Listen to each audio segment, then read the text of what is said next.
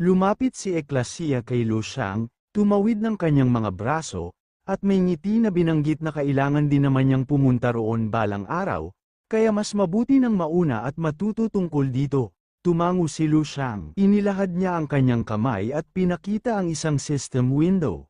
Habang tinitingnan nito, ipinaliwanag niya na ang interface battlefield ay ang bitak sa pagitan ng kanilang universo at ng isa pa, isang espasyo na nabuo mula sa kanilang banggaan, na siyang pangunahing larangan ng digmaan kung saan humaharap ang kanilang universo laban sa kabilang mundo. Tahimik na nakinig ang ating binata at naging mausisa. Ang system nagsimulang magpakita ang system ng isang mandirigmang nakikipaglaban sa napakaraming halimaw.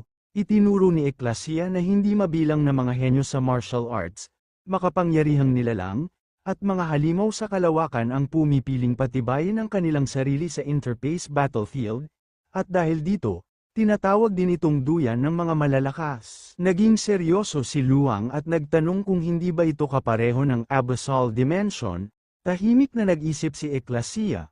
Kumislap ang mga mata ni Lu Xiang sa determinasyon nang ibunyag niyang matagal na siyang curious tungkol sa pinagmulan ng pananalaki ng mga dayuhang halimaw. At humingi siya ng paliwanag. Sa mahinahong tinig, ibinunyag ni Eklasia na isa lamang itong banyagang universo na bumangga sa kanila at na hindi naman talaga ito isang pananalaki. Sa bandang huli, tuluyan din silang mapapaalis at hindi imposibleng magkaroon ng kontra-atake. Napaisip ng malalim si Lu Xiang at naging malungkot ang kanyang ekspresyon nang mapagtanto niyang para sa kanila, isa lamang itong banyagang universo. Malinaw na magaan lang nilang tinitingnan ang pananalaki maging ang usapan tungkol sa kontra-atake pagkatapos pinisil niya ang kanyang kamao at isang makapangyarihang enerhiya ang nagsimulang umagos mula sa kanyang katawan. Ang mga nakatataas sa kalawakan ay nanatiling lubos na optimistiko tungkol sa sitwasyon. Naniniwala pa nga silang hawak nila ang lahat sa kanilang kontrol. Naisip niya kung masyadong mabababa ang ranggo ng isang level 12 executive o kung maging ang pinakamakapangyarihang nilalang sa unibersong ito ay wala pa ring kaalaman tungkol sa pag-iral ng madilim na Panginoon.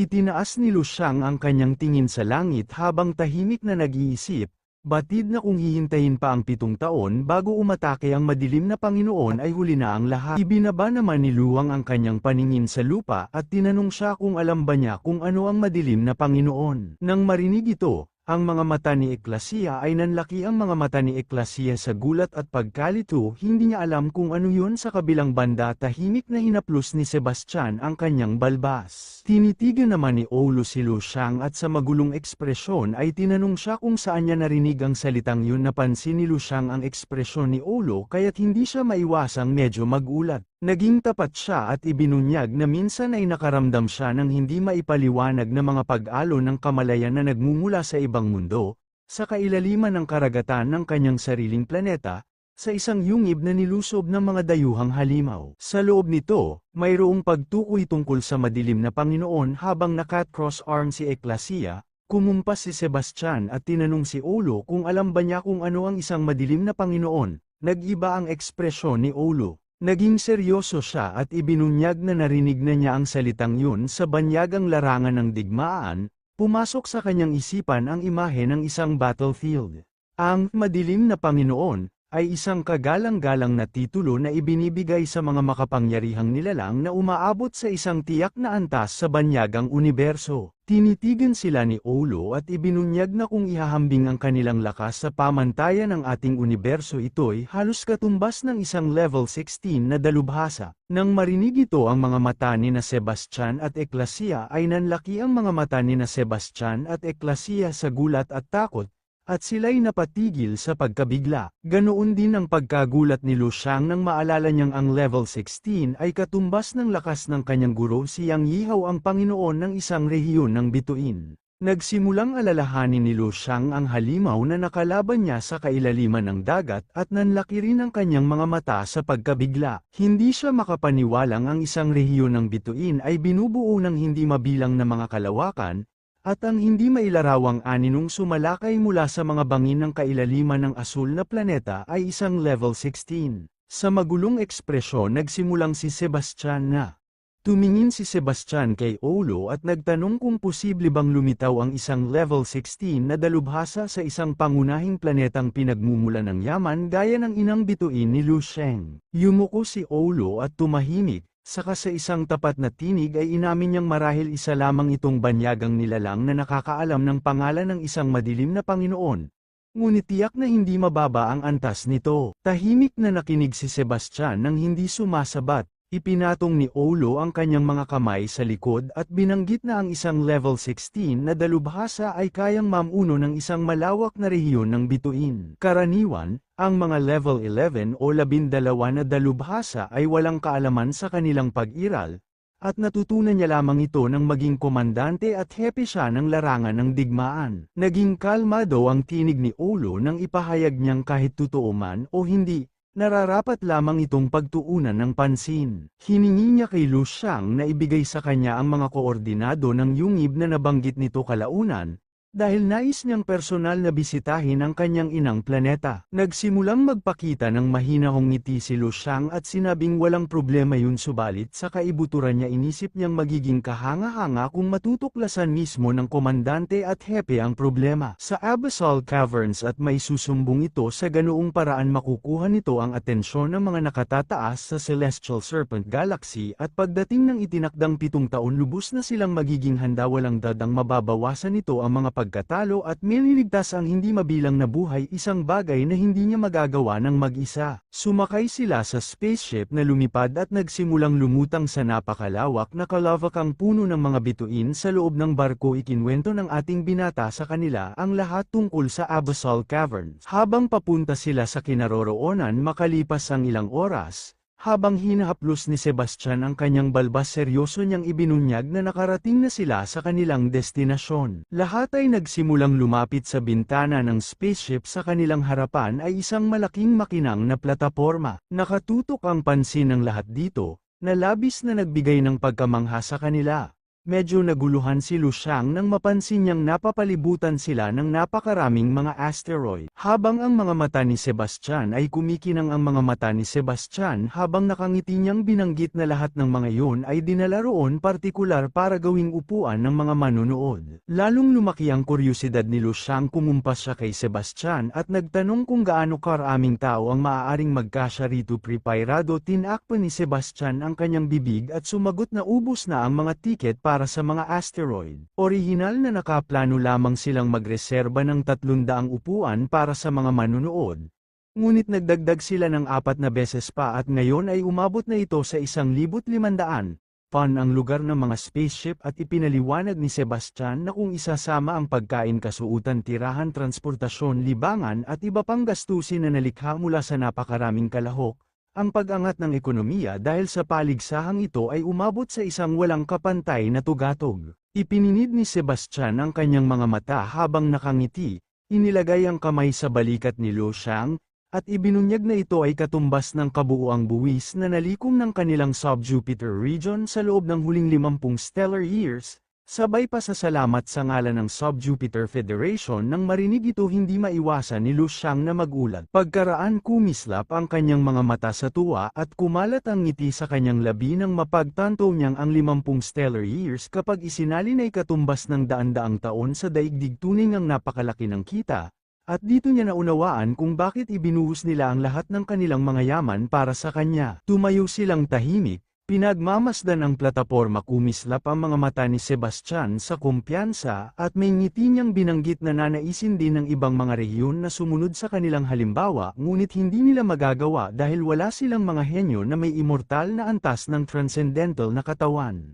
At kung maisasagawa ang paligsahan ng minsan, tiyak na magkakaroon ng pangalawa at pangatlo pa. Ang kanilang rehiyon, ang Sub-Jupiter, ay tunay na umangat sa pagkakataong ito. Medyo naguluhan si Eclasia. Lumapit siya kay Sebastian, tinitigan ito ng mabuti, at pinaalala sa kanya na umabot din sa pinakamataas na antas ang krimen. Ngunit may kumpiyansang ekspresyon, Iwinasiwas lamang ni Sebastian ang kanyang kamay na worry walang halaga yun sabay sabing hindi yun mahalaga sapagkat sa paglago ng ekonomiya ay marami silang magiging solusyon sa hinaharap nang marinig ito. Napuno ng pagkagulat ang mga mata ni Eklasiya dahil hindi niya inasahan na yun ang sasabihin ni Sebastian. Hinaplos ni Sebastian ang kanyang balbas, tumingin palabas, at tinawag ang ating binata, ipinaalam sa kanya na bukod sa kanya, ang rehiyon ng Sub-Jupiter ay nominado rin ng ilang ibang mahuhusay na kalahok at dadalhin niya ito upang makilala sila nagising si Lu Xiang mula sa kanyang pag-iisip at tahimik na pinagmasdan si Sebastian. Dumating ang kanilang spaceship sa isa sa mga asteroid at huminto.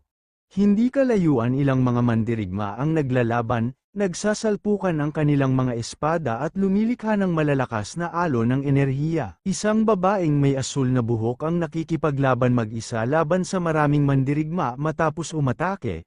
Umatras siya upang makahinga. Mariing hinawakan ng mga mandirigma ang kanilang mga espada at, nang walang alinlangan sumugod sa kanya, handang tapusin siya habang papalapit sila yumuko ang babae at nagtuon ng konsentrasyon. Tumayo siya at nagpakawala ng alon ng enerhiya na nagpabagsak sa mga umaatake na pagtanto nila kung gaano siya kalakas habang umaagos ang makapangyarihang enerhiya mula sa kanyang katawan. Masidhing pinagmamasdan siya ni Sebastian at ipinaliwanag kay Lu Xiang na siya ay si Binglong, isang mandirigmang mahigit 700 taon na ang edad at nasa rurok ng level 11. Sa kabila ng pagkatalo ng ilang mandirigma, handa pa rin siyang lumaban muli. Idinagdag ni Sebastian na taglay din niya ang isang Luna Mununguun grade na transcendental na katawan at batay sa kanyang kalagayan hindi pa niya lubusang nagagamit ang kanyang buong lakas sa labanan dahil dito, ang kanyang lakas ay maaaring maihambing sa isang level 12 at iminungkahi niyang marahil ay maaari pa silang magkaroon ng mas pribadong pakikipag-ugnayan. Lumapag ang kanilang barko at bumaba silang lahat. Nang mapansin ito nagsimulang lumapit si Binglong at ang kanyang mga tauhan patungo sa kanila. Pumikit sila at yumuko bilang pagbibigay galang,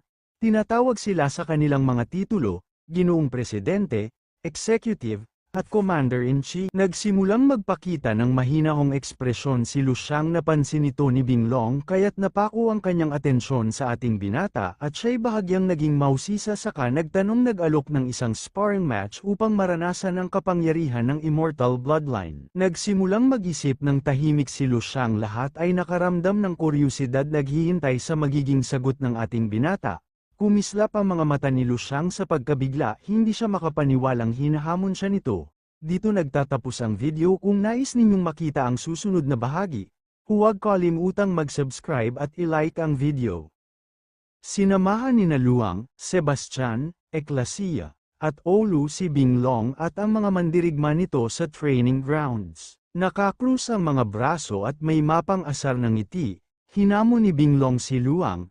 Tinatanong kung ang kanyang katahimikan ay nangangahulugang natatakot siyang harapin siya. Tahimik lang na tumingin si Luang sa kanya, kalmado at walang imik. Samantol hinaplos ni Sebastian ang kanyang balbas. Iniisip na ito na ang perpektong pagkakataon kung maglalaban ang dalawa. Makikita niya ang tunay na lakas ni Lu Xiang. Ngunit sa ikinagulat ng lahat bahagyang natawa si Lu Xiang. Pagharap niya kay Sebastian magalang niyang sinabi kay Sebastian na mas pipiliin niyang gugulin ang susunod na mga araw kasama ang kanyang pamilya kaya hindi siya sasali sa mesensinang pagsasanay. Bagaman bahagyang nagulat, tinanggap ni Sebastian ang desisyon ni Lu Xiang at nag-alok na siya na mismo ang maghahatid pabalik. Ang sagot na iyon ay lubos na ikinabigla ni Binglong. Halatang nabigla at naiinis, hindi makapaniwala na siya ay tinanggihan. Sa kalmadong ngiti, tumalikod si Lu Xiang at nagsimulang maglakad palayo. Habang pinagmamasdan siya ni Binglong na papalayo, mahigpit niyang hinawakan ang hawakan ng kanyang espada. Puno ng frustration at galit, iniisip sa sarili na ang hambog na iyon ay siguradong duwag lang at takot lumaban. Inisip ni Binglong na kahit pa isang immortal grade si Lu Xiang, isa pa rin siyang level 10 lamang, at imposibleng pantayan siya. Mura siyang napamura sa inis habang sinusubukang pakalmayan ang sarili. Habang galit na galit si Binglong, sinubukan siyang aluin ng kanyang mga tagasunod. Ang babaeng may lilang buhok ay nagsabing huwag siyang mag-alala, at nangako na kung sakaling makalaban nila ang banal na iyon, nasa panig nila siya. Sumang-ayon naman ang kalbong lalaki, Idiniing ang halos 2 antas ng agwat sa lakas ay hindi madaling mapunan at ipinaalala sa lahat na si Binglong ay hindi basta-bastang mandirigmang level 11 lamang. Ngunit hindi pa rin kumalma ang galit ni Binglong. Punong-puno ng inis at pagkainsulto sumigaw siya, sinasabing si Lu Xiang ay naglakas loob na maliitin siya sa isang iglap ng matinding galit. Hinugot niya ang kanyang espada at pinalabas ang isang makapangyarihang bughaw na alon ng enerhiya. Habang sumabog ang lakas sa paligid, napatitig na lamang ang kanyang mga tagasunod, hindi makapaniwala sa biglang pagbugso ng kapangyarihang kanilang nasaksihan. Napamulagat ang mga tagasunod ni Binglong sa matinding enerhiya na biglang bumalat sa paligid, isang kapangyarihang umabot sa antas ng second limit break, halos papunta na sa ikatlo na bigla sila sa katotohanang yun. Ito pala ang tunay na lakas ni Binglong. May ngiti ng kumpiyansa at pagbabanta sa kanyang mukha, isinigaw niya na magsasagawa siya ng hiwa sa mismong void space. Pagkatapos ay isinugod niya ang espada, naglabas ng napakalaking patayong bughaw na alon ng enerhiya na pamunit sa hangin bago ito tuluyang naglaho. Nanghina sa takot ang kanyang mga tagasunod, pawis na pawis habang tahimik na nakamasid sa labis na lakas na ipinakita niya. Habang unti-unting naglalaho ang enerhiya, nagsimula silang magbulungan sa isa't isa. Ang kalbong lalaki halatang kinakabahan, nagpahayag ng pag-aalala. Sinabi niyang kailangan nilang magbantay para hindi madiskubre ni Binglong ang kanilang mga pinaplano. Tinawag pa niya itong isang baliw at walang utak na aso. Sumang-ayon naman ang babaeng may lilang buhok, sabay sabing kitang-kita naman na mas mataas ang talento ni Lu Xiang kumpara sa kanya. Mas magaling daw talaga si Lu Xiang, ayon sa babae. Bagamat mas malakas si Binglong sa ngayon, sigurado siyang sa hinaharap ay kayang-kaya siyang talunin ni Lu Xiang. Tinawag pa niya si Binglong na masyadong tanga para sundan at doon na nila tuluyang pinagtibay ang kanilang desisyon. Agad namang sumang-ayon ang dalawang lalaki, nagtawanan habang palihim na pinagpaplanuhan ang pagtataksil sa kanilang pinuno. Samantala si Sebastian naman ay dinala si Lu Xiang sa Marangyang Villa ng kanyang pamilya na nasa tabing dagat. Bago umalis, pinaalalahanan siya ni Sebastian na napakaganda ng mga gantimpala para sa 10 pinakamagagaling sa paligsahan. Hinikayat niya si Lu Xiang na subukang makuha ang mga yun, ngunit kampanting ngumiti si Lu Xiang at sinabing huwag mag-alala. Pagkatapos noon, nagpaalam si Sebastian at biglang naglaho. Sa tabi ng pool nakaupo ang mga magulang ni Lu Xiang, nagpapahinga at nag-e-enjoy sa tanawin. Napangiti ang kanyang ina habang sinasabing gusto raw talaga ng anak nilang doon na sila manirahan mula ngayon. Lalo na't binilhan pa sila nito ng bahay at siniguro na mayroon silang masarap na pagkain at komportableng tirahan. Habang kausap ng ina ni Lu Xiang ang kanyang mga kaibigan sa video call, masaya niyang ikinwento na parang panaginip ang bago nilang buhay. Sa gitna ng tawanan, nagulat siya nang malaman na Agosto na pala sa kanilang dating planeta, at napansin niyang malaki ang diferensya ng oras. Masigla niyang sinabi sa mga kaibigan na kakausapin niya ang kanyang anak para anyayahan silang bumisita. Sumang-ayon naman ang kanyang asawa, sabay sabing dapat talaga silang magpunta roon para mag-enjoy. Sa sandaling matapos ang usapan, biglang lumitaw si Lu Xiang sa harapan ng kanyang ina matapos mag-teleport, sabay sabing nakabalik na siya. Sa labis na tuwa, dali-daling tumakbo ang ina niya papalapit sa kanya. Nilapitan siya ng ina niya at masayang tinanong kung kailan siya nakauwi. Agad itong nag-alala, sinabing pamayat at umitim daw si Lu Xiang, habang ang kanyang ama naman ay kalmadong binati lamang siya. Medyo nahiya si Lu Xiang sa sobrang pag-aalala ng ina. Sa sandaling yun dumating sina Snowy at Qingji, may dalang mga kahon ng prutas at merienda. Natatawang sabi ni Qingji na ganoon talaga minsan ang kuya niya. Nang mapansin sila, masiglang kumaway si Lu Xiang at tinawag si Snowy, sabay sabing nandito na ako. Nagulat si Snowy sa biglaang pagbati, ngunit si Qingji ay tuwang-tuwa. Sumigaw ng nandito na si kuya at dali-daling tumakbo papunta sa kanya para yakapin siya ng mahigpit. Nagtawanan at nagyakapan silang lahat habang masayang pinagmamasdan ng kanilang mga magulang. Maya-maya, nagsama-sama ang buong pamilya sa hapagkainan para sa isang masigla at masarap na salo-salo. Kitang-kita sa kanilang mga mukha ang saya at pagmamahal. Maingat na inihain ng ina ni Lu Xiang ang pagkain sa kanya, Sabay sabing kumain pa sila ng marami, masaya ang lahat habang nagkakainan, ngunit di nagtagal ay naging seryoso ang usapan. Sinabi ng ina ni Lu Xiang na nakakaramdam siya ng kalungkutan dahil sa bagong lugar na ito wala siyang kakilala maliban sa asawa niya. Malungkot na sumang-ayon si Qingyi, sabay sabing miss na niya ang mga kaklase niya at maging ang mga simpleng bagay sa kanilang dating tahanan. Narinig yun ng ama ni Lu Xiang kaya diretsahan niyang tinanong ang anak kung balak ba talaga nilang manirahan dito habang buhay. Tumalikod si Lu Xiang at tinanong si Snowy kung ano ang palagay niyang, umiti ito ng marahan at sinabing susundin niya kung ano man ang maging pasya ni Lu Xiang. Pagkatapos mag-isip sandali, mapayapang sinabi ni Lu Xiang sa kanyang pamilya na hindi nila kailangang manatili sa planetang ito, maaari silang lumipat kung gugustuhin nila. Higit pa roon, nangako siya na kaya niyang ayusin upang madala nila rito ang lahat ng mga bagay na namimiss nila mula sa asul na planeta. Ang lahat ng gusto nila, ang kanilang mga kaibigan, ang paaralan ng kapatid niya, at maging ang paborito nilang tindahan ng pagkain sa may gate. Biglang nagningning sa tuwa at pagkagulat ang mga mukha ng pamilya niya. Gayunman nagtanong si Qingyi nang may pagdududa, kung kaya naman pala niyang gawin lahat ng iyon. Bakit hindi na lang sila tumira muli sa asul na planeta? Biglang naging seryoso ang ekspresyon ni Lu Xiang.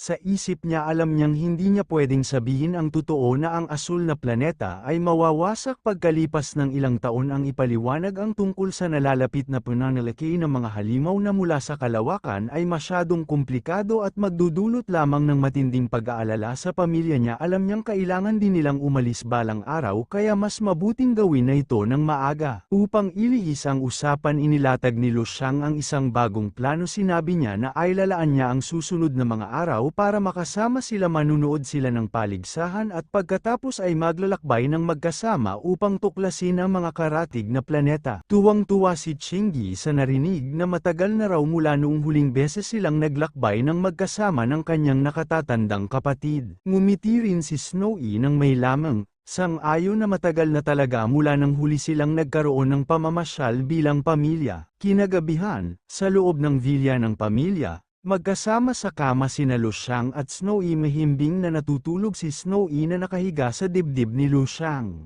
Ngunit maya-maya bigla siyang napabangon, dahilan upang magising si Lu Xiang na agad siyang tinanong kung ano ang nangyari. Ngumiti si Snowy at ipinakita sa kanya ang isang maliit at magarang bote, na ikinagulat ni Lu Xiang. Sinabi ni Snowy na tingnan nito ang laman ng bote. Sa banayad na tinig, ipinaliwanag niya na mula nang madalas na siyang umaalis ng bahay, nagsimula siyang magtago ng hibla ng buhok ni Lu Xiang sa bote bilang alaala. Napangiti si Lu Xiang sa kanyang ginawang yon, natatawa at natutuwa sa pagiging malambing ni Snowy. Sa isang mahinahon ngunit mabilis na galaw, marahan niyang itinulak si Snowy pabalik sa kama. Namula ito at pabirong tinanong kung ano ang ginagawa niya. Yumuko si Lu Xiang, nakasulyap sa kanya na may mapang-akit ng ngiti. Sinabi ni Lu Xiang kay Snowy na tigilan na nito ang pag-iingat ng kanyang buhok at sa halip na nga kung may iiwan siyang mas espesyal na bagay para maalala siya nito. Nabigla si Snowy, hindi agad alam kung ano ang ibig niyang sabihin. Unti-unting nagliwanag ng bahagyang asul ang mga mata ni Lu Xiang habang dahan-dahan siyang lumapit. Mahinang bamulong na malalaman din ni Snowy kung ano ang tinutukoy niya, at hindi magtatagal. Pagkaraan, ipinakita sa labas ng villa ang eksena. Mula sa silid nila ay maririnig ang mga makahulugang tunog, palatandaan ng kanilang matinding gabi ng pagmamahalan. Makalipas ang ilang araw, nagsimula ang engranding paligsahan na sinabayan ng masiglang pagdiriwang. Isang babaeng tagapagsalita ang lumulutang sa itaas ng arena. Buong siglang tinatanggap ang mga manunood habang sumasabog ang mga paputok sa kalangitan. Ipinahayag niya na opisyal nang nagsimula ang pinakahihintay na Interstellar Martial Arts Exchange Tournament ng ika-12 star sectors ay magsimula na. Habang nagsasalita ang tagapagsalita, isang napakalaking kumikislap na asul na tulay ang lumitaw sa kalawakan na napapalibutan ng mga anino ng napakaraming makapangyarihang mandirigmang lalahok sa paligsahan. Ipinahayag niya na ang mga pinakakilalang talento sa sining ng pakikipaglaban mula sa 12 sektor ay magtatagisan ng lakas at nasaksihan ng lahat ang pagsilang ng bagong kampyon. Ang kaganapan ay ipinalabas sa napakalawak na saklaw. Buong mga planeta ang ginawang lugar ng panunood, napapalibutan ng mga lumulutang na holographic screen. Sa isa sa mga pinakamagandang pwesto nanunood sina Lu Xiang, Snowy at Chingy na mangha si Chingy sa napakalaking holographic projection at napasigaw sa paghanga. Sinasabing kamangha-mangha ito, kalma namang sinabi ni Lu Xiang na wala silang dapat ipagmadali dahil ang buong obserbasyon na planeta ay kanya nang inireserba para lamang sa kanila, kaya maaari silang manood kahit saan nila gusto. Makalipas ang ilang sandali, dumating na rin ang iba nilang bisita mula sa Asher Star, kabilang na ang mga Martial Saints na magalang na inihatid papunta sa kanilang nakulang lugar. Papunta sa kanilang lugar ng panunood, isa sa mga lalaki ang hindi mapigil ang mamangha. Sinasabing hindi niya inakalang aabot siya sa panahon na makakakita ng ganitong kalaking kaganapan sa mga bituin, lalo na't mayroon pa silang sariling asteroid bilang eksklusibong lugar ng panunood. Na pahanga siya sa kung gaano na talaga kakamangha si Lu Xiang ngayon. Habang pinagmamasdan ng tagpo si Lin Yu na kalahating natatakpan ng maskara ang mukha, ay napaisip tungkol sa kapangyarihan ni Lu Xiang. Naalala niya na sa kanilang tahanan na planeta ang isang level 9 warrior ay halos ituring na Diyos ng tao, ngunit dito, sa malawak na universo ang mga mandirigmang level 9 ay karaniwan lamang. Sa gitna ng nakamamanghang tanawin ng futuristic na lungsod, labis na natuwa si Chingy, na sabik na nagsabi kung gaano kahanga-hanga ang lahat sa kanyang kasiyahan. Dagdag pa niya na kung may fried chicken lamang sila, magiging mas perpekto pa ito. Kalma namang itinaas ni Lu Xiang ang kamay patungo sa isang console malapit sa kanila. Sinasabi sa kanyang kapatid na kung gusto niyang kumain, maaari lamang siyang umorder dahil napakaraming pagpipilian na magagamit. Habang pinagmamasdan ang tanawin, napansin ni Lu Xiang na si Snowy na nakatayo sa likod niya ay tila hindi maayos, mahigpit niyang hawak ang tiyan na may halong kirot sa mukha. Lumingon siya sa kanya nang may pag-aalala. Inilapag ang kamay sa balikat ni Snowy at tinanong kung ano ang problema at kung masama ba ang pakiramdam niya. Namula si Snowy, ngunit mabilis niyang pinawi ang kanyang iniisip. Tiniyak kay Lu Xiang na wala itong ibig sabihin at magiging maayos siya. Pagkalipas ng sandali, tiningnan siya ni Lu Xiang at dumating sa isip niya ang isang kaisipan na pagtanto niya na ang kanilang masigasig na ang kanilang masiding gabi ng pagmamahalan ay mas matindi kaysa sa inaasahan niya. At malinaw na hindi pa tuluyang nakabawi si Snowy mula rito. Bigla namang sumabog ang isang firework sa kalangitan, tanda ng opisyal na pagsisimula ng paligsahan. Agad na napukaw ang atensyon ni Chingy at itinakip niya ang mga mata habang tumitingala, sabik na sumigaw na magsisimula na ang torneo. Habang lumilipad ang mga fleet ng spaceship sa itaas, ipinaliwanag ng isang opisyal na sa kabuuan ng 12 star regions, mayroong milyon-milyong level 10 warriors na wala pang 1,000 taong gulang. Narinig ang numerong ito.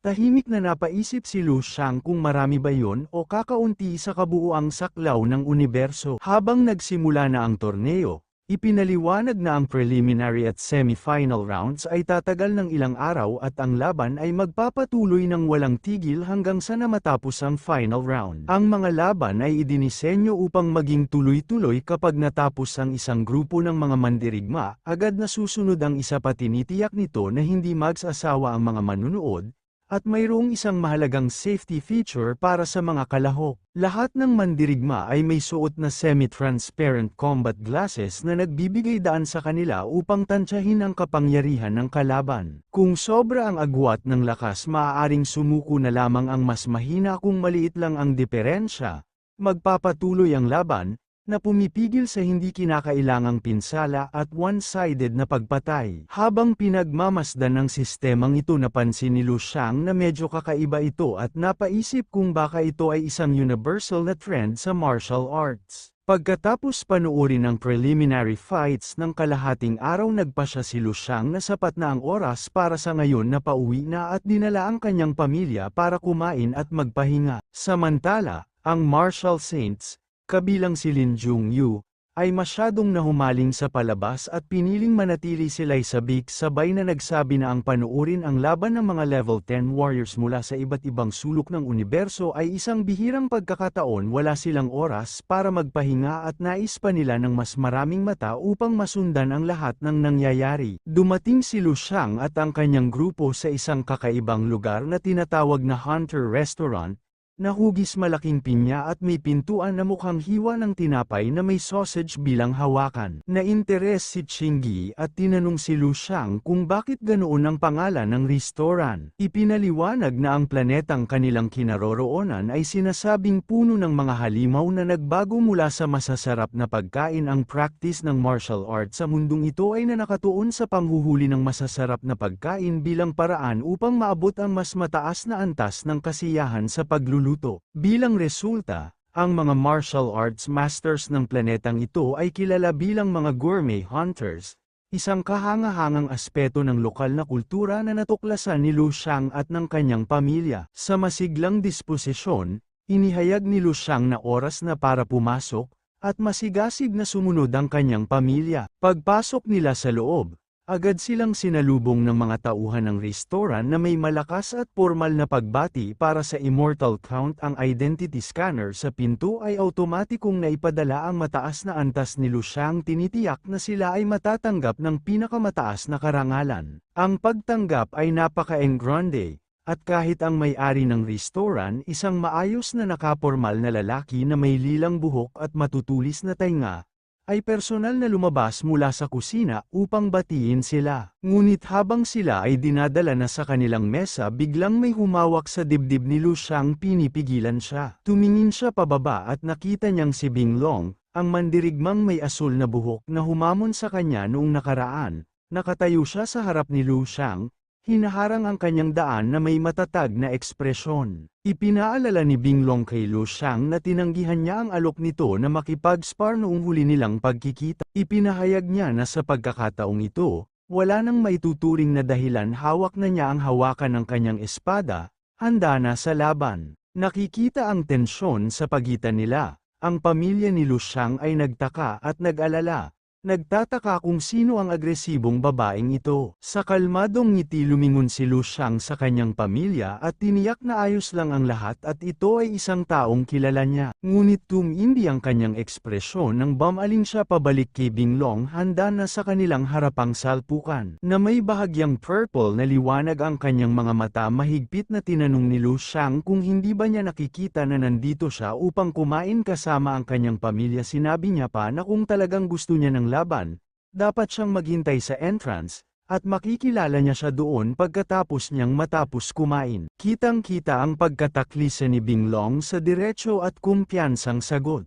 Bago pa man lumala ang sitwasyon, lumingon si ina ni Lu Xiang na may mainit at nakaka-disarm nang ititinignan niya ang kanyang anak at tinanong kung kaibigan ba ang babae. Magalang niyang iminungkahi na kung gayon malugod siyang inaanyayahang sumama sa kanilang pagkain. Dahil sa hindi inaasahang kabutihang loob ng ina ni Lu Xiang, Bing Long ay bahagyang yumuko, humingi ng paumanhin sa pagkaabala, at mabilis na umatras. Pinanood siya ni Lu Xiang habang lumalayo, may mahigpit na ekspresyon sa mukha. Sa kanyang isipan, naisip niya kung gaano siya nakakainis. Sinubukan niyang iwasan ang pakikipaglaban sa kanya bilang paggalang sa mga opisyal na nagdala sa kanya rito, ngunit mabilis niyang na-realize na hindi siya makakahanap ng kapayapaan hanggat hindi niya naibigay sa kanya ang laban na labis niyang hinahangad. Matapos ang tensyon, naupo ang pamilya para sa kanilang pagkain. Ang serbisyo sa restoran ay kasing kakaiba ng tema nito na may iba't ibang alien waiters na maayos na gumagalaw sa eleganteng dining room kasabay ng banayad na musika. Isa sa mga waiter ang lumapit sa kanilang mesa na may dala-dalang maliit at ornamental na kagamitan. Nabuksan ang chest, lumitaw ang isang kakaibang mangkok na parang isda na may malalaking googly eyes na parang buhay. Maingat na inilagay ng waiter ang kakaibang mangkok sa plato sa harap ni Lu Xiang. Biglang, ang panlabas na batong balat ng mangkok ay nagsimulang pumutok at mabiyak. Sa isang magical flourish, ang panlabas ay tuluyang nawala,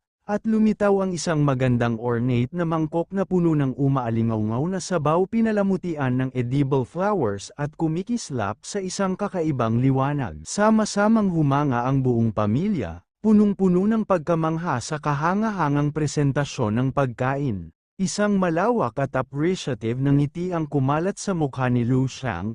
Naiisip niya na kahit na ang pagkain sa Hunter's Restaurant ay maaaring hindi ang pinakakonbensyonal na masarap, ito ay tiyak na pinaka-fresh na natikman niya kailanman. Sa sandaling iyon, Sa wakas niya naiintindihan ang tunay na konsepto ng restaurant, humanga sa napaka-fresh at kakaibang pagkain na nasa harapan nila. Nag-enjoy ang pamilya sa isang malaking salo-salo, ang mesa ay puno ng iba't ibang masasarap na putahe, partikular na namangha ang ama ni Lu Xiang, na nagsabi na ang 100 plato na kanilang inorder ay dumating sa loob lamang ng ilang minuto.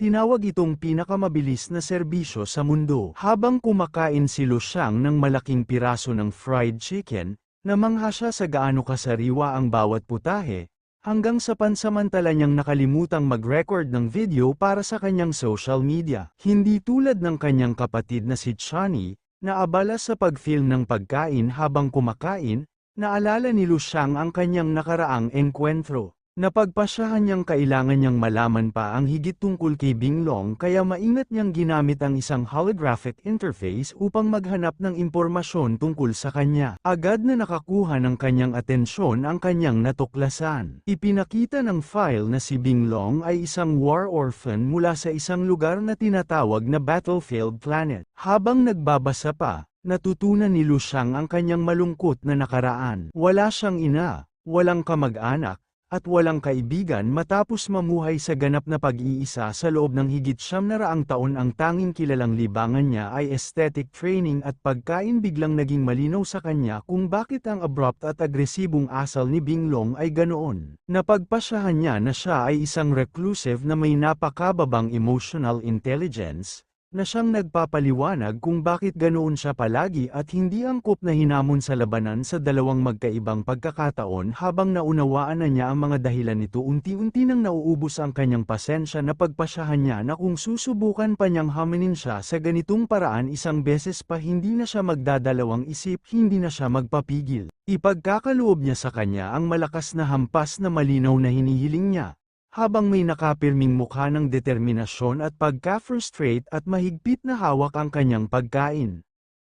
Matapos kumain ng masigla at makulay na pagkain sina Lu Xiang at ang kanyang pamilya, nagtungo sila sa front counter para bayaran ang kanilang bill. Nang lumapit si Lu Xiang, ipinaalam sa kanya ng cashier na si Master Bing Long na ang nagbayad na para sa kanilang grupo. Nagulat si Lu Xiang sa balita. Tumayo siya sandali, mahinahong iniisip ang hindi inaasahang kabutihang ito. Naisip niya kung ito ba ay paraan ni Bing Long upang humingi ng paumanhin sa kanyang naunang asal. Matapos pag-isipan ang kanyang malungkot na nakaraan at ang kabutihang ipinakita nito, napalambot ang kanyang puso. Nagdesisyon siya na dahil sa effort na ginawa nito, magiging kaunti siyang mas mahinahon sa kanya sa susunod nilang pagkikita. Lumaktaw ang kwento. Ng ilang araw ang preliminary rounds ng Interstellar Tournament ay nagaganap na sa loob ng 8 Cosmic Days. Matapos ang maraming matitinding screening rounds, ang napakalaking bilang ng mga kalahok ay unti-unting nabawasan. Ngunit nanatili pang mahigit 40,000 na magagaling na mandirigma mula sa grupong ito. Mula sa napakalaking bilang na ito, 16 lamang ang sa huli ang makakaangat upang lumahok sa Grand Finals. Habang naghahanda si Lu Xiang para sa kanyang susunod na laban, buong sigla siyang sinuportahan ng kanyang kapatid na si Qingyi, na nagbubunyi, pumupukpok sa kanyang mga kamao, at humihikayat sa kanyang kuya na gawin ang kanyang makakaya. Ipinakita niya sa kanya ang isang floating high-tech camera orb.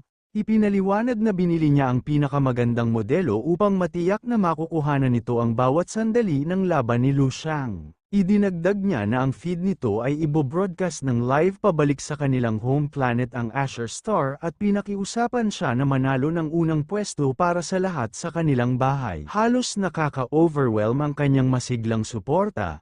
Ipinakita sa isang nakakatawang eksena kung saan maraming bersyon ni Qingyi ang sabay-sabay na nagbubunyi sa kanya mula sa lahat ng direksyon, sabay-sabay na nagchant ng mga slogan tulad ng "As your star is with you." Si Lu Xiang ay tanging nakatingin lamang, may patak ng pawis sa kanyang noo. Walang masabi si Lu Xiang. Sa wakas may ngiti siyang puno ng pagmamahal at pagod. Hinaplos ang ulo ng kanyang kapatid. Sinasabing nauunawaan niya ito kahit medyo madaldal si Qingyi. Tumanglo ng saya si Qingyi sa haplos ng kanyang kuya. Nang dumating na ang oras para sa kanyang pag-alis patungo sa susunod na round, nakatanggap si Lu Xiang ng ilang huling payo mula sa kanyang mga magulang. Ang kanyang ama, puno ng kumpiyansa, ay sinabi sa kanyang anak na naniniwala siya sa kanya at hinihikayat siyang makuha ang unang pwesto. Ang kanyang ina naman ay mas nakatuon sa kanyang kaligtasan. Pinapaalalahanan siyang mag-ingat at huwag labis na pagod kung magiging mahirap ang laban. Nang mabigyan ng alaala, naging nostalgic ang kanyang ama. Naalala ang simpleng araw ng pagsasabay sa kanyang anak sa mga pagsusulit sa high school. Namangha siya kung paano sa isang kisap mata narating ng kanyang anak ang mga bituin at ipinahayag ang labis na pagmamalaki sa kung gaano kataas na ang narating ng apelyido ng pamilya Lu. Nakatalikod sa kanya si Snowy, ang kanyang mukha puno ng pag-aalala. Maingat niyang hinawakan ang kamay ni Lu Shang habang lalong namumula ang kanyang pisngi. Hindi niya mapigilan ang kanyang damdamin at niyakap niya siya ng mahigpit. May isang kahilingan lamang na kailangan niyang bumalik ng ligtas. Hinawakan ni Lu Shang si Snowy ng mahigpit, hinihimas ang kanyang ulo upang magbigay ng katiyakan. Pinangako niya sa kanya na huwag mag-alala at tiniyak na magiging maayos siya. Pinanood ng kanilang mga kaibigan at iba pang martial saints mula sa Azure Star ang sandaling iyon mula sa magalang na distansya. Isa sa mga saints, isang lalaki na may puting buhok, ay nakatingin na puno ng pananabik na sinasabi na ito na ang sandali kung kailan ipapakita ni Master Lu ang kanyang makinang na liwanag sa kalangitan ng mga bituin. Sa sandaling yun, isang holographic projection ni Pangulong Sebastian ang lumitaw sa harap ni Lu Shang, nagtatanong kung handa na ba siya. Sa may kumpiyansang ngiti tumingin si Lu Shang sa projection at sinabi sa kanya ang Pangulo ay huwag siyang mag-alala. Ipinahayag niya na ito nga ang eksaktong ninanais ni Sebastian, isang labanan na magpapakita ng kanyang kapangyarihan. Nasiyahan sa kumpiyansa ni Lu Shang, nagdagdag pa si Sebastian ng isang huling detalye, na ipabatid kay Lu Shang na nag-ayos siya para sa isang matagal ng kakilala upang maging kanyang katulong. Na puno ng kuryosidad si Lu Shang, nagtaka kung sino ang taong ito. Habang iniisip niya kung sino ang ipinadala ni Sebastian, isang tinig ang tumawag sa kanyang pangalan. Lumiko si Lu Shang at biglang nagpakita sa harap niya sa isang kidlat ng asul na liwanag si Lan, ang tagapagpatupad na nakilala niya noon. Lumipas na ang kalahating taon mula nang huli silang magkita bilang ang taong naggabay sa kanya patungo sa kalangitan ng mga bituin. Nakaramdam si Lu Shang ng pasasalamat kay Lan. Batiin niya ito ng maliit na ngiti. Pinapahalagahan ang katotohanang matagal na silang hindi nagkita. Ngunit mas malaki ang pasasalamat ni Lan kay Lu Shang. Masayang ipinaalam niya kay Lu Shang na dahil sa koneksyon niya kay Lu Shang napabilang siya sa listahan ng mga kandidato para sa susunod na Star Sector Enforcer. Nakatitig sa kagalakan, ipinaliwanag nila na kasalukuyan siyang sumasailalim sa isang training program ng level 12 at ang kanyang opisyal na ranggo ay tumaas ng isang level. Lahat ay dahil kay Lu Shang. Nang makita ang tagumpay at kasiyahan nila, naalala ni Lu Shang ang kanyang unang gabay sa Azure Star, si Lance. Naalala niya kung paano siya tinuruan ni Lance sa kanyang unang hakbang sa mas malawak na mundo. Naalala niya rin kung paano nawala si Lance nang walang bakas at napagtanto niya, nagtatanong kung saan na nga ba siya napunta at kung ano na ang kalagayan niya ngayon. Samantala, sa isa sa mga spectator planet na nakapalibot sa tournament arena, isang nag-iisang nakapulupot na figure ang nakaupo sa madilim at magulong silid. Pinapanood ang kompetisyon sa malaking screen. Ang sahig ay puno ng mga walang lamang lata. Ang figure na yun ay si Lance, ang unang gabay ni Lu Shang. Tahimik niyang pinanood ang screen, may mabigat na ekspresyon sa mukha. Isang nakapulupot na figure, ang mukha ay nakatago sa ilalim ng gas mask. Ang lumapit sa kanya ito ay si Jalen, na sinubukang aliwin ng kaibigan. Sinabi niya kay Lance na tingnan ang positibong aspeto. Pinapaalala na nakatanggap siya ng bagong modelo ng flying device na ipinadala mismo ni Lan bilang regalo, isang bagay na kinaiinggitan ng marami. Ngunit ang mga salitang ito ay walang aliw na dulot sa biglang galit. Kumuyam ang kamay ni Lance, pinisa ang tasa na hawak niya at ang kanyang mukha ay nagkulay sa galit. Habang siya ay sumigaw na maaaring magkaroon siya ng mas marami pa, 100 milyong beses pa, at na hindi niya kailangan ng anumang tulong mula kay Lon. Kumbinsido siya na ang kilos ni Lan ay hindi regalo kundi sadyang pagpapahiya, at isinumpa niya ito. Labis ang pagkadismaya ni Lance sa kanyang kabiguan kaya't napaiyak siya. Itinago ang mukha sa kanyang mga kamay. Humagulgol siya, pinagsisisihan na ilang hakbang lang ang layo niya sa tunay na tagumpay. Si Jalen, gayunpaman, ay pinagtawanan ang kalagayan ng kaibigan, hinaplos ang kanyang likod at sarkastikong sinabi na huwag na siyang umiyak lalo lamang nitong pinalala ang galit ni Lance, at sumigaw siya kay Jalen na lumayas. Nang dumating sina Luciang at Lance sa malawak na arena ng torneo, sinimulan nilang ipaliwanag ang mga patakaran para sa paparating na semifinal round. Ipinaliwanag niya na ang semifinals ay hahatiin sa 5 rounds. Ang unang 3 ay 10 taong elimination battles na parang free-for-alls, habang ang huling 2 rounds ay babalik sa tradisyonal na one-on-one duel format na tagpuan ni Luciang na ito ay hindi lohikal. Tinanong niya si Lan. Binanggit na ang parehong preliminary at quarter-final rounds ay one-on-one duels. Maliwanag na wala itong gaanong saysay na magpalit sa 10 taong battle royale sa yugtong ito. Sa mayabang na ngiti, ipinaliwanag nila ang dahilan. Ayon sa kanya, ang one-on-one format ay tumatagal ng masyado at nakatanggap ang mga organizer ng maraming reklamo dahil dito gumawa sila ng last-minute na desisyon na baguhin ang mga patakaran upang mapabilis ang proseso. Idinagdag niya na dahil ito ang unang pagkakataon na ganito kalaking torneo ang ginanap, na iintindihan na may ilang aberya sa organisasyon. Sa isip sandaling nagmayabang si Luciang, iniisip na kahit ang mga variety show sa kanyang home planet ay hindi nagkakamali ng ganito. Sa labas, simple niyang sinabi kay Lan na ipagpatuloy na lang. Pagkatapos ipinagpatuloy ni Lan na ipinaliwanag ang sistema ng bracketing, tiniyak niya kay Luciang na habang ang mga matchups ay random draw, ang mga nakasit na manlalaro mula sa bawat star sector ay protektado upang mapanatili ang excitement. Halos tiyak na ang mga top contenders ay hindi magtatagpo sa unang mga 10-person battle royale rounds. May kumpiyansa, sumagot si Luciang, na hindi mahalaga sa kanya kung sino ang kanyang mga kalaban. Pagkatapos, ibinigay ni Lan sa kanya ang larawan ng natitirang kompetisyon. Ipinahayag niya na sa yugtong ito, higit sa 20% ng mga manlalaro ay malalakas na level 11 martial artists. Ang dami ng ganitong malalakas na kalaban ay ikinagulat ni Luciang. Habang pinoproseso ang mataas na bilang ng malalakas na kalaban, nahirapan si Luciang na paniwalaan na may halos 10,000 level 11 martial artists na wala pang 1,000 taong gulang kahit sa 12 star sectors. Dahil dito, tinanong niya sila ang tanong na totoo bang may mga level 12 fighters sa kanila. Naging malalim ang iniisip ni Lan, at inamin niya na bagamat may mga hinala, hindi niya ito matitiyak ng buo. Ipinaliwanag niya ang 2 pinakaposibleng kandidato. Ang una ay ang top-seeded player mula sa Hillstar sector,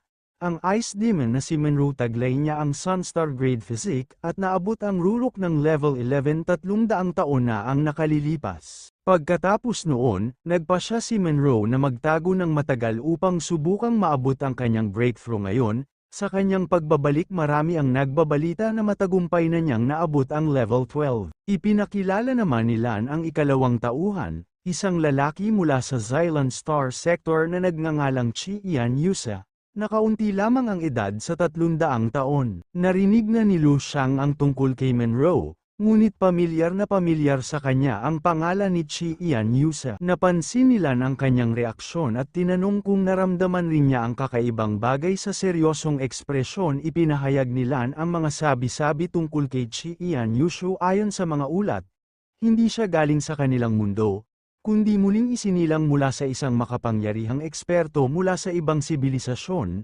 ibang star region o marahil, ibang universo. Ang pagbanggit ng ibang universo ay nagdulot ng matinding pagkabigla kay Luciang. Ipinagpatuloy ni Lan ang pagpapaliwanag sa kamanghamanghang kasaysayan ng lalaki hanggang sa edad na 50.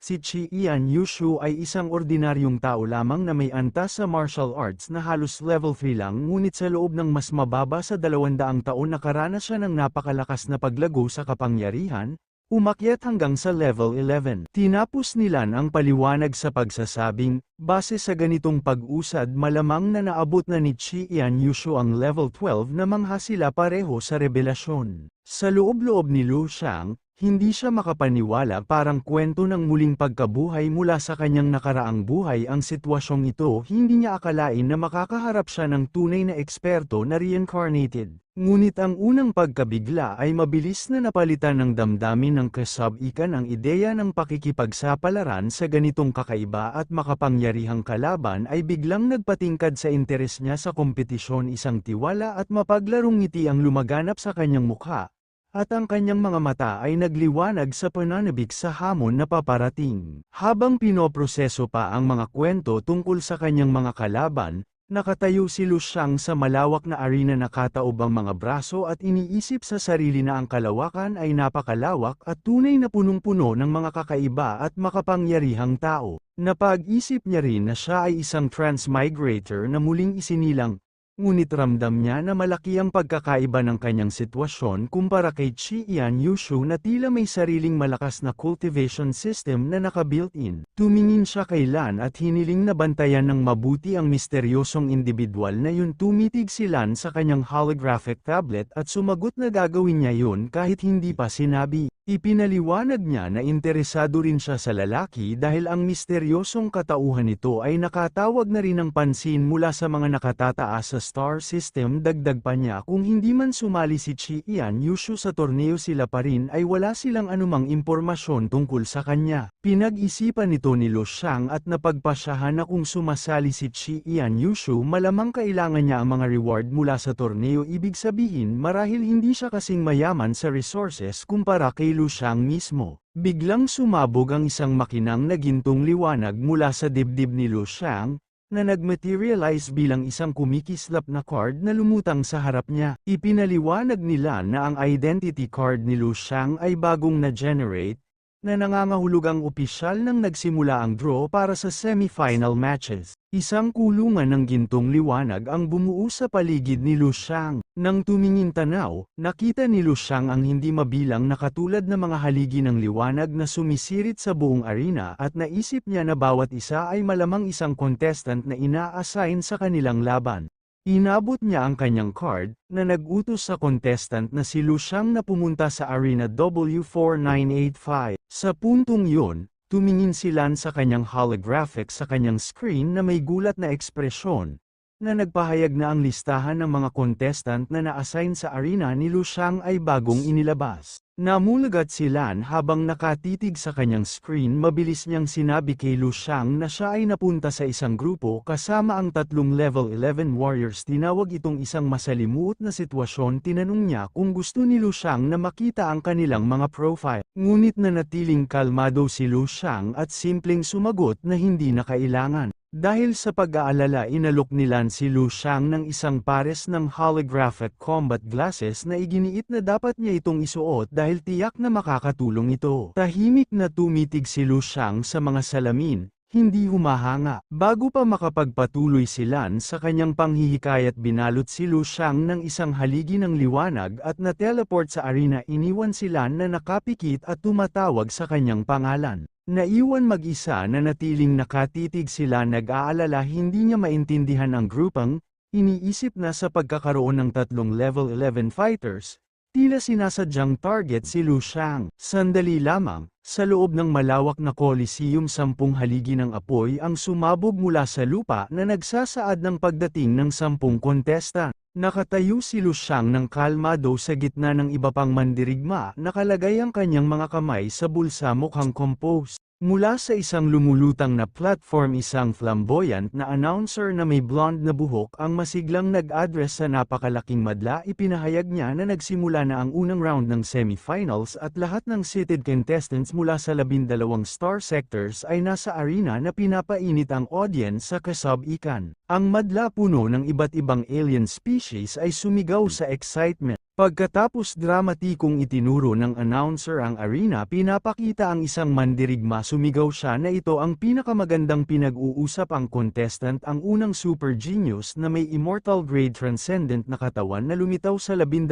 star sectors sa loob ng 1,000,000 na taon. Matapos ang isang dramatikong pause, buong lakas niyang ibinulong ang pangalan para marinig ng lahat, Luang, mula sa sub-Jupiter sector. Lahat ng mata ay nakatuon kay Luang. na nakatayo ng kalmado sa gitna ng arena habang bumabagsak ang lahat ng inaasahan sa kanya. Nang ay anunsyo si Luang, sumabog sa cheers ang kanyang pamilya at mga kaibigan. Tumalon-talon ang kanyang kapatid na si Ching Hai, hawak ang fan, sabik na sumisigaw para sa kanyang kuya. Ipinagmamalaki namang pinagmamasdan nina Snowy at ng kanilang ama. Sa kabilang dako, sa isang madilim at magulong silid, pinanood nina Lange at Jalen ang parehong broadcast. Tumayo si Lange mula sa sofa. Nakakuyom ang mga kamao sa galit nang makilala niya si Lu Xiang sa screen. Sa isang mas marangyang lugar naman hinaplos ni President Sebastian ang kanyang balbas habang tahimik na nakatayo si Alicia sa kanyang tabi. Pareho nilang pinagmamasdan ang mga pangyayari sa malaking screen. Sa ibang lugar isang misteryosong anino ang nag-iisa at pinapanood ang broadcast. May sigarilyo sa pagitan ng mga labi. Sa arena si Lu Xiang ang sentro ng atensyon. Hindi maiwasan ang siyam na iba pang contestants na tumingin at magbulungan sa isa't isa. Isang malaking mandirigma na may sungay at isang elf na may kulay ube ang nagkatabi. Nagulat, binanggit ng elf na nang una niyang makita ang listahan ng grupo akala niya ay may ibang tao lang nakapareho ng pangalan. Sang-ayon ang mandirigmang may sungay, na inamin na nagulat siya. Isang matatag na babaeng elf na may berdeng buhok ang tumingin kay Lu Xiang na may ngiting kumpiyansa.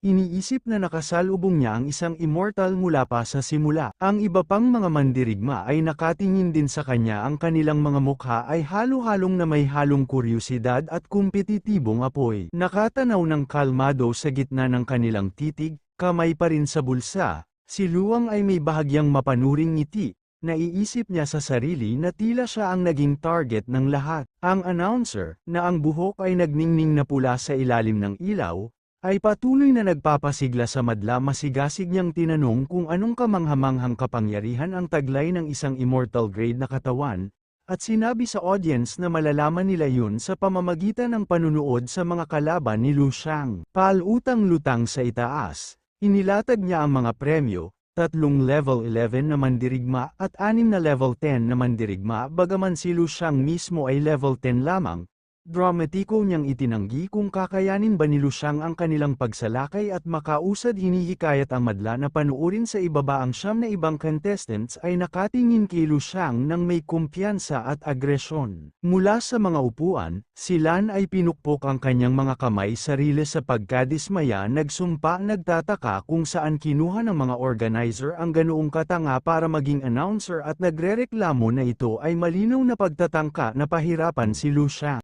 Ang kanyang mukha ay puno ng pagkabalisa. Ang round ay isang 10-person battle royale na may iisang panalo lamang, ibig sabihin walang nakatalagang kalaban sa simula. Gayunpaman, sadyang ginawa ng announcer si Lu Xiang na karaniwang kaaway ng siyam na iba pa. Na-realize nila na may galit na ngayon si Lu Xiang ay mapipilitan na labanan silang lahat ng sabay-sabay. Alam niya na kung mabibigo si Lu Xiang sa ilalim ng imposibleng sitwasyong ito, ang reputasyon ng kanyang immortal grade na dugo ay malaki ang mababawas. Hindi lamang sila ang nakakaunawa sa seryosong sitwasyon. Gayunpaman, bukod sa kanya at sa pamilya ni Lu Xiang, tila wala nang ibang nakakaalala. Sa kanilang viewing box, ang pamilya ni Lu Xiang ay nanunood na puno ng matinding tensyon. Si Snowy hawak kamay sa pagkabahala. Sina Ching Hai at ang kanyang ina habang ang kanyang ama ay nakakapit ang mga kamao. Ang kanilang mga mukha ay mapatlas sa pag-aalala. Sa kabaligtaran, ang natitirang bahagi ng audience ay sobrang tuwa. Masasabik silang masilayan si Lu Xiang na lumalaban hindi lamang sa siyam na kalaban,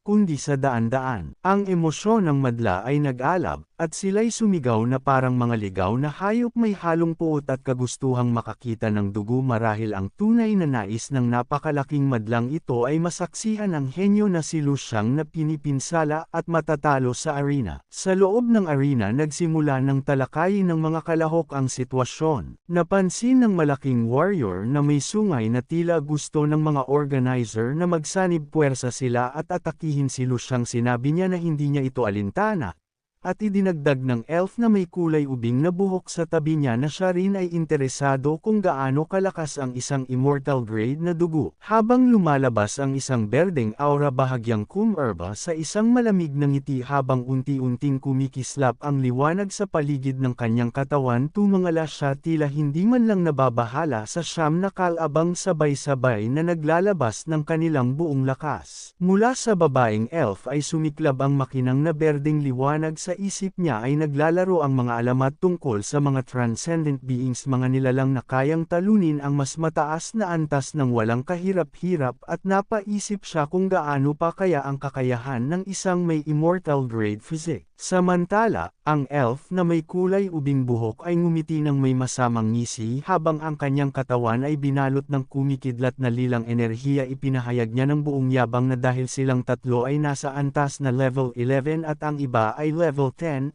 hindi yun pandaraya, isa lamang itong patas na laban. Sa tabi niya, ang malaking mandirigmang may sungay ay itinaas ang dambuhalang asul na espada at ibinagsak ito sa lupa, dahilan upang magkalasog-lasog ang sahig sa lakas ng alon ng enerhiya. Binalot ng naglalagablab na asul na aura, sumigaw siya ng buong lakas, hinikayat ang lahat, sabay-sabay natin siyang tapusin. Ang natitirang mga mandirigmang level 10 ay mabilis ding nagpasya na dapat munang alisin si Lu Xiang, dahil siya ang itinuring na sentro ng lahat. Habang isa-isang naglalabas ng kanilang kapangyarihan ang siyam na kalaban, nakatingin lamang si Lu Xiang tahimik, walang bakas ng takot.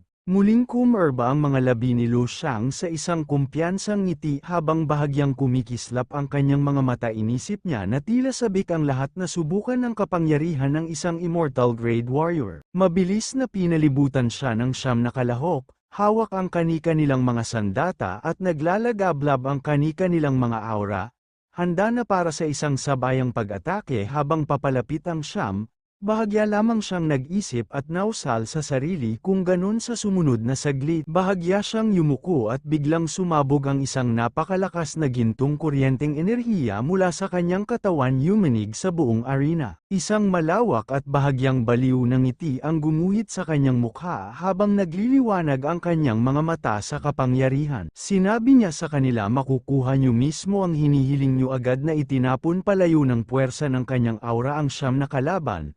Halos hindi makapaniwala ang kanilang mga mukha habang tinatabla ng gulat isa sa mga mandirigma. Ang napasigaw, ang combat glasses ko, hanggang 1,000,000 ang detection limit nito, pero nag-overlowes. Habang nanginginig sa pagkabigla, nagsimulang magtanong ang lahat kung gaano nga ba kalakas si Lu Xiang. Bago pa man nila maunawaan ang nangyari, malakas na itinapak ni Lu Xiang ang kanyang paa sa lupa. Sa isang iglap, isang napakalakas na alon ng enerhiya ang kumawala mula sa ilalim niya, lumaganap sa buong arena at itinapon palayo ang siyam na mandirigma parang mga daong tinangay ng bagyo, walang magawa sa ere. Ang makapangyarihang mandirigmang may sungay, ngayon ay hindi na makagalaw, ay napaisip na lang sa kawalan ng pag-asa. Tinalo na ba talaga sila bago pa man magsimula ang laban? Sa taas ng arena, natigilan ang tagapagsalita. Nanlaki ang mga mata habang nakatingin sa bakanteng entablado kung saan tanging si Lu Xiang na lang ang nakatayo sa gitna ng mga guho. Nauutal niyang sinabi sa mikropono na nilinis ni Lu Xiang ang buong arena gamit lamang ang isang galaw. Sa sobrang pagkagulat,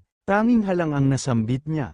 Habang nananatiling tahimik ang buong estadyo, walang pakialam si Lu Xiang, kalma niyang itinaas ang isang daliri at tiningnan ang mga kalabang nakahandusay sa paligid. Sa malamig ngunit kumpiyansang tinig, sinabi niya na yun na marahil ang pinakamainam at marahil ang tanging pagkakataon nilang talunin siya sa huli. Ngumiti siya ng mapanghamon at nagsabi, ibigay niyo ang lahat ng meron kayo, subukan niyong talunin ako. Si Lu Xiang ay nakatayo mag-isa sa gitna ng winasak na arena, nakapasok pa rin ang kanyang mga kamay sa bulsa habang isang mahinang liwanag ang bumabalot sa kanya. Ang buong estadyo ay nagngangalit sa ingay. Ang mga manunood na ilang sandali pa lamang ang nakalipas ay sabik na sabik makakita ng madugong labanan ay ngayon ay nagsisigawan sa gulat at hindi makapaniwala sa kanilang nasaksihan. Paulit-ulit nilang tinatanong kung ano ang nangyari at tinawag na lubhang imposible ang ginawa niyang pagwasak sa buong entablado gamit lamang ang isang atake. Sa kanilang pribadong viewing box, pareho ring nabigla sina Alicia at Sebastian. Nakabuka ang bibig ni Sebastian habang si Alicia naman ay nanlaki ang mga mata. at bahagyang namula ang kanyang mga pisngi habang buong paghanga niyang sinabi ito ang tunay na kapangyarihan ng isang immortal. Nagpatuloy siya puno ng pagkamangha ang tinig taglay niya ang tindig ng isang hari ang ganap na sagisag ng dugong immortal. Samantala, mula sa kanyang kinatatayuan sa stands walang imik na nakamasid si Lan Kailu siyang tahimik tulala at hindi makapagsalita sa nasaksihan niyang tagpo. Sa sandaling yun isang malawak at magaan na ngiti ang kumalat sa mukha nila napatawa siya.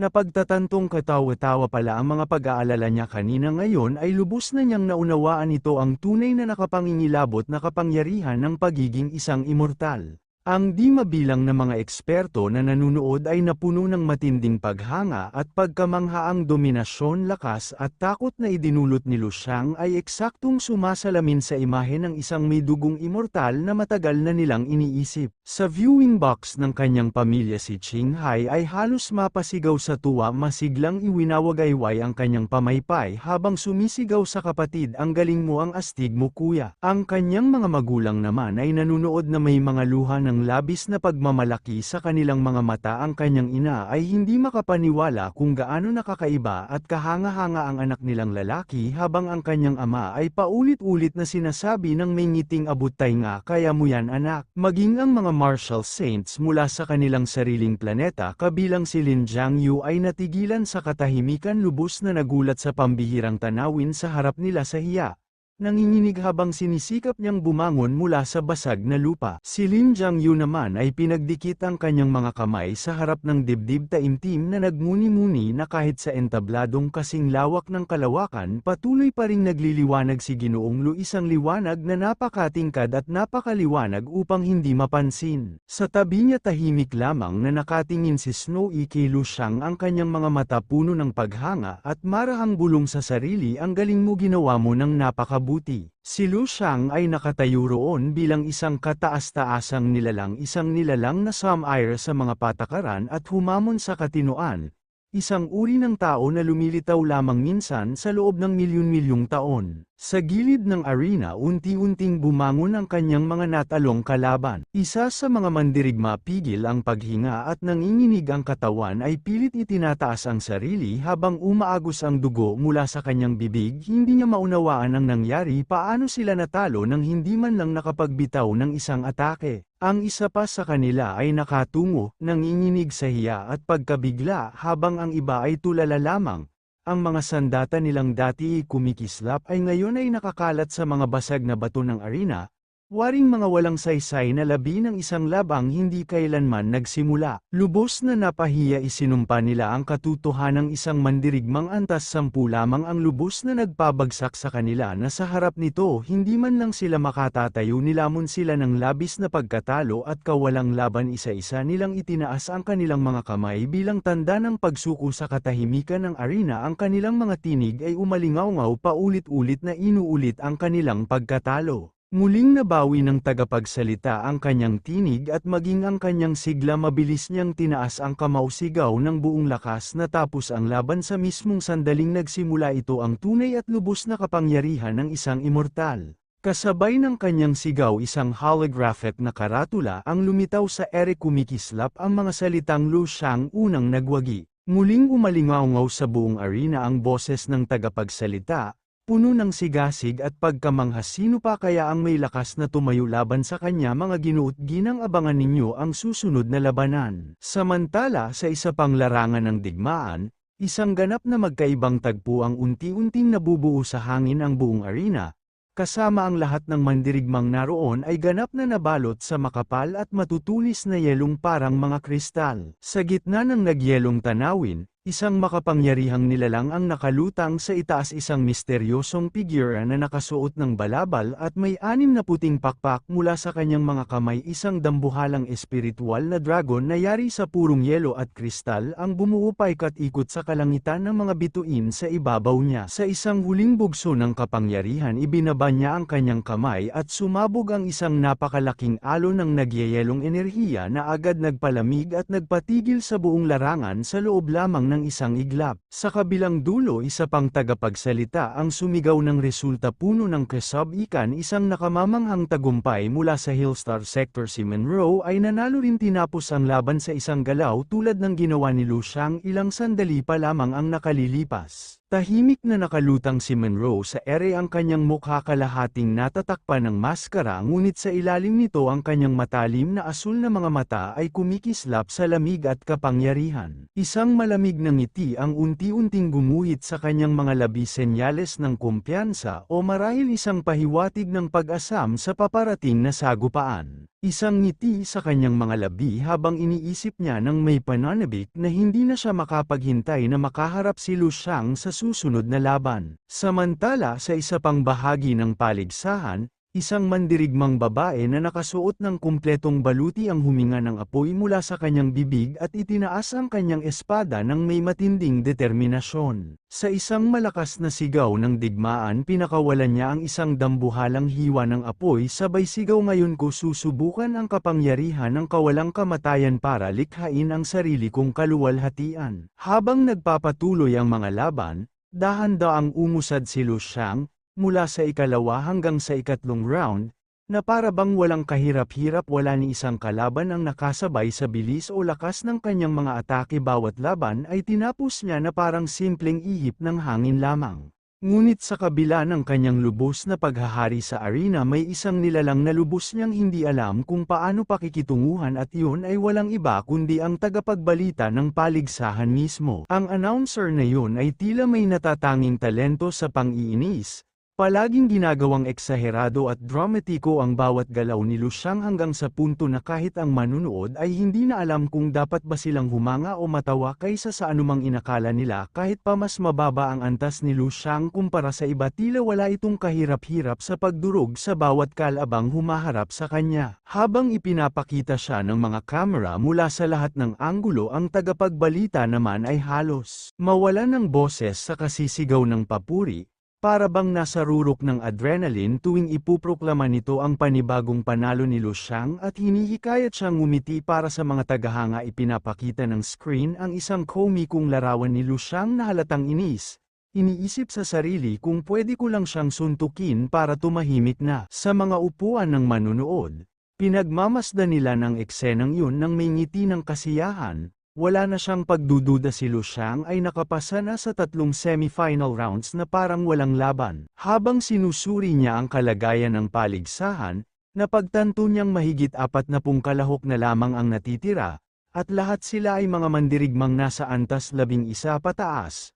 Ngunit sa kabila nito, si Lu Xiang na nasa antas 10 pa lamang ay pinakikilos ang lahat ng parang mga anino lang sa isip nila. Malinaw ang katotohanan ang kapangyarihan ng cultivators ay higit na nakatatakot kaysa sa anumang ipinapalagay ng karamihan. Samantala, sina Sebastian at Alicia ay nanunood din. Sinabi ni Alicia na si Lu Xiang ay nakamit na ang respeto ng lahat. Wala nang naglalakas loob na maliitin siya at ang posibilidad niyang manalo sa kampyonato ay lumampas na maging sa kay Monroe na orihinal na itinuturing na pangunahing paborito. Habang hinihimas ni Sebastian ang kanyang balbas maingat niyang sinabi na ang susunod ay ang mga labanang isa laban sa isa kung saan tunay na maghaharap ang mga pinakamalalakas na nilalang mula sa bawat sektor ng bituin. Pagkatapos, isang opisyal na anunsyo ang marinig, na iniutos sa lahat ng kalahok na suriin ang kanilang mga identity card kung saan ipapakita kung sino ang susunod nilang makakalaban. Kinuha ni Lu Xiang ang kanyang card at tiningnan ito ng may pag-usisa.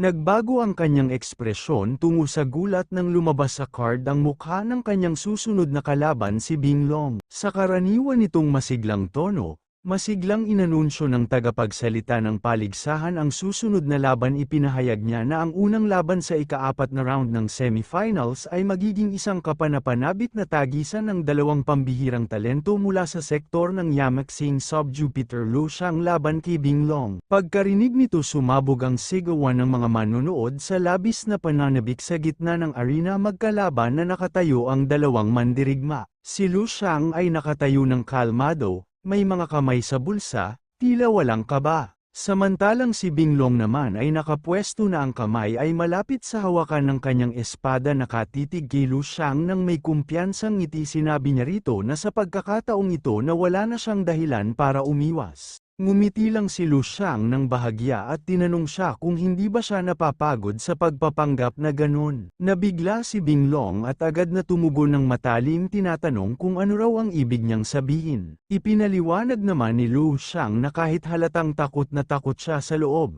patuloy pa rin siyang nagpapanggap na gusto niyang makipaglaban. Tinukoy pa niya kung ayos lang ba sa kanya na linlangin ang sarili sa ganoong paraan. Sandaling napatigil si Binglong, halatang nabigla sa sinabi niya. Ngunit agad niyang tinakpan ang kaba sa pamamagitan ng pilit na tawa. Mariing itinanggi ang sinabi ni Lu Xiang at nagtanong ng may pagdududa kung talaga bang iniisip nitong natatakot siya. Unti-unti namang nagbago ang ekspresyon niya at napalitan iyon ng mabangis na ngiti na halos baliw sa kumpiyansa. Ipinahayag niya na hindi siya natatakot kay Lu Xiang. Sa katunayan, mas nag-aalala pa raw siya na baka hindi kayanin ni Lu Xiang ang ilan sa mga biro na nakahanda niya at mapapahiya lang daw ito sa harap ng kanyang mga magulang at pamilya. Pinagmasdan lang ni Lu Xiang si Binglong nang walang anumang emosyon, para bang pinapanood lang niya ang isang payaso na gumagawa ng nakakatawang palabas. Sa katunayan, ang ano nga bang natatakot si Binglong o hindi tanging siya lamang ang nakakaalam sa kaibuturan ng kanyang puso. Galit na galit sa sinabi ni Lu Xiang, sumigaw si Binglong.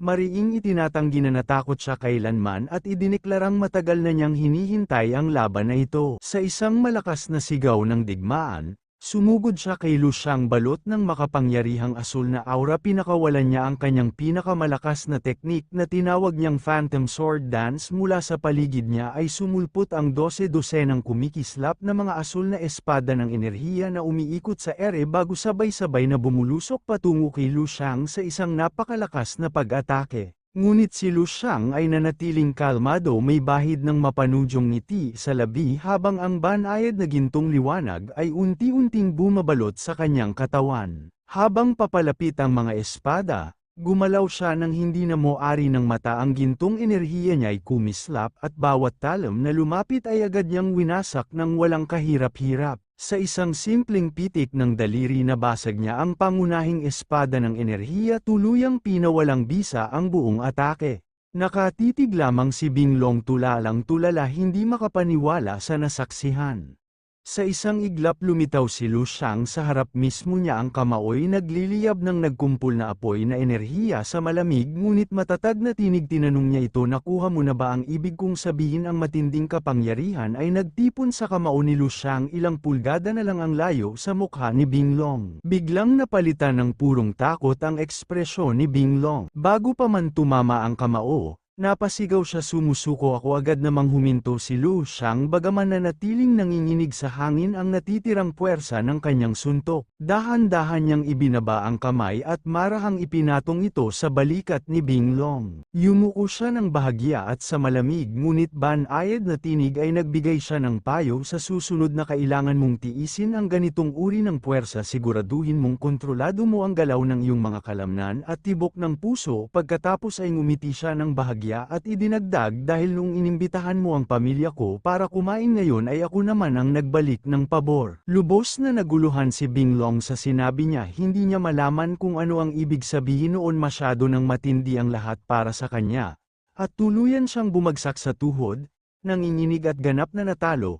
Tahimik na lumakad palayo si Lu Xiang na may payapang ekspresyon sa mukha, habang si Binglong naman ay nanatiling nakaluhod sa likuran niya. Mahina at halos pabulong na binibigkas ang kanyang pangalan, puno ng paghanga at hindi makapaniwala sa kapangyarihang nasaksihan. Dito matapos ang kwento ni Long Sheng, kaya mag-subscribe kayo at mag-like and comment. Kung gusto nyo naman mag-iwan ng bakas, pwede kayong mag-join sa ating Super Thanks. Maraming salamat sa panonood. Hanggang sa next episode ulit na tayo at maghintay lamang ng 7 days.